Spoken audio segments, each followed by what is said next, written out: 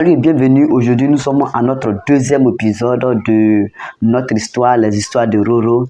On a vu la première partie. Je vais faire un récap rapide de telle sorte qu'on puisse continuer ce qui va se passer et même prévoir même l'avenir en nous basant un peu sur la première épisode et la deuxième épisode. La première épisode, d'abord, on a vu un jeune qui s'appelle Rémi qui venait d'avoir son concours d'ENA. Cette fois-ci, il va travailler dans l'administration. Donc, avec la joie qu'il manifeste, la joie d'avoir un concours, il va décider de partir fêter en boîte avec son meilleur ami. Bien vrai que sa maman va déconseiller, mais il va s'entêter à aller fêter avec son ami. Donc, arrivé dans le bar, il va trouver deux filles, Sandra et l'autre s'appelle Tasha. Donc, les deux vont être 2 à 2, je pas 2 à 2, de telle sorte que la fête puisse bien se passer. Dans ça, l'ami de Rémi aura un problème de vente, donc il va vouloir rentrer à la maison. Donc dès qu'il rentre à la maison, Rémi se retrouve avec les deux filles dans la résidence meublée. Mais là n'est pas la question. La question est que quand il s'est retrouvé dans la résidence meublée, il va partir avec uniquement avec Sandra. Donc il va sortir avec Sandra. Donc étant donné qu'il va sortir avec Sandra, l'autre fille va rester dans sa chambre. Bon bref, puisqu'elle est restée seule. Le matin, Rémi se réveille et se rend compte que Sandra est morte. Voici le choc. Donc c'est là que nous sommes arrêtés hier. On a trouvé Sandra morte. Qu'est-ce qui va se passer? Dans ce deuxième épisode, on va rappeler ce qui s'est passé dans ce deuxième épisode et même prévoir la fin et même la troisième épisode, la quatrième et la cinquième, même s'il y en a. Avec ce deuxième épisode, il faudrait dire que Rémi s'est retrouvé avec Tasha dans la chambre. Donc Tasha maintenant rentre dans la chambre pour savoir ce qui s'est passé effectivement dans la chambre. Puisque elle est, je peux dire, elle est novice. Voilà, elle était dans sa chambre, elle veut voir sa camarade, donc c'est normal de voir sa camarade dès le réveil. Et Rémi était peu perturbé, il ne savait pas ce qu'il allait faire.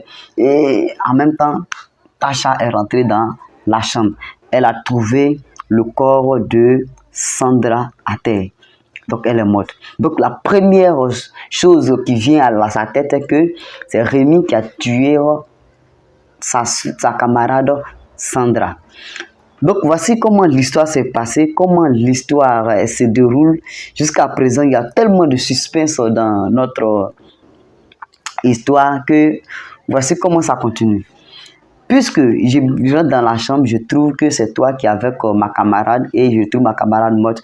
Donc du coup, je trouve que c'est toi. Je suis accusé de toi. Il n'y a pas deux personnes dans la même chambre puisque vous avez passé la nuit ensemble. Donc accusation directe, elle va essayer de se battre un peu, de telle sorte que puisse... bon bref, vous avez compris. Par la suite, Marc va survenir dans l'histoire. Qui est Marc? Il faudrait savoir que Marc, c'est le copain de Sandra. Déjà, Sandra avait un copain et elle a décidé maintenant de partir en boîte et même sortir avec une deuxième personne. Mais qui est Marc? Marc, il faut reconnaître que Marc, c'est le policier. Voilà, Marc, c'est le policier, c'est un policier normal et qui a décidé d'entretenir une relation avec une fille et connaît bien chez Sandra. Donc, il va chez Sandra pour la rendre visite et il ne trouve pas Sandra dans la maison. Il a même toqué, rien. Et à sa sortie, il va demander au vigile, mais attends, qu'est-ce qui s'est passé? Je ne trouve pas ma camarade Sandra dans la maison. Donc, dis-moi ce qui s'est passé, puisque, donc du coup, il n'a pas voulu dire, mais après, le vigile lui a dit, bon, viens, je vais te raconter ce qui s'est passé. En vrai dire, elle est sortie, mais elle n'est pas rentrée depuis hier. Donc, du coup, Marc va commencer à se poser des questions. Elle est sortie et puis elle n'est pas rentrée. Or, ce n'est pas dans ses habitudes. Donc, du coup, étant que le policier va commencer à mener des enquêtes, il va commencer à se poser des questions gauche-droite. Donc, Marc va commencer à rentrer en contact avec les amis de Sandra qu'il connaît. Précisément, il y a une qui travaille normalement, qui a une boutique et autres de vêtements. Donc, il va rentrer en contact avec sa camarade là. Et sa camarade va lui dire, effectivement, je ne suis pas avec elle. Ça fait quelques temps qu'on ne s'est pas vu, donc je ne sais pas où elle est. Donc, tu la connais évidemment, mais je ne sais pas où elle est actuellement. Donc, il va commencer à dire, bon, dans le cas contraire, si tu trouves des informations, tu me fais signe. Dans ça, il y a quelque chose qui va un peu l'attiquer pour dire, ah, Sandra a maintenant une nouvelle camarade, donc elle ne me voit plus régulièrement. Donc, si Sandra a une nouvelle camarade, il ne sait pas c'est qui, et avec la description, avec tout ça là, il va se trouver que cette camarade-là, il s'agit de Tasha. Avec plusieurs informations, Marc va savoir qu'effectivement, c'est Tasha, la description, tout. Donc, étant donné que Sandra est avec Tasha, oh, de la manière dont les choses sont passées, il s'est trouvé que Tasha et puis Marc ont quelque chose qui sont liés. Je vais dire quoi? Marc connaît déjà Tasha dans la vraie vie.